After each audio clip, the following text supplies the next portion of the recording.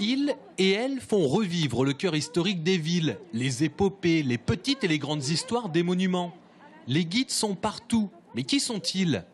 À Amboise, ce sont les conseillères de séjour de l'Office de tourisme qui assurent les visites. Élodie parle à la première personne et pour cause, elle est costumée en Anne de Bretagne pour évoquer les fortifications de la ville, les anecdotes du château ou encore son mariage avec le roi de France Charles VIII ou son remariage avec Louis XII. Des visites courtes, séquencées, un costume pour rappeler l'époque. Ici, tout est fait pour une visite dynamique, idéale pour les enfants et donc les familles.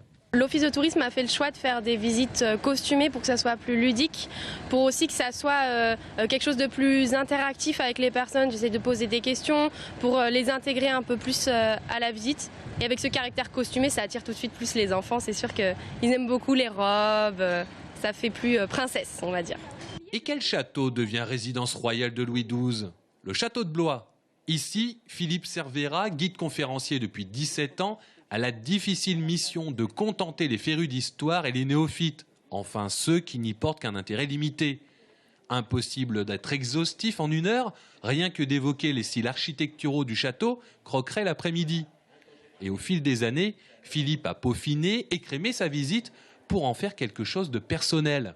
Le travail du guide, c'est un travail individuel, c'est lui qui fait sa visite.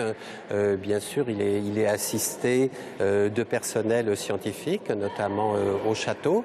Il y a un service de documentation qu'il peut consulter et qu'il peut solliciter. Donc il a beaucoup de support, mais c'est lui, et c'est ça l'intérêt du métier. Voilà, c'est de faire sa propre visite. Plus qu'à chaque visite son ou sa guide, il s'agit d'adapter son discours au public rencontré. Et c'est bien là toute la difficulté.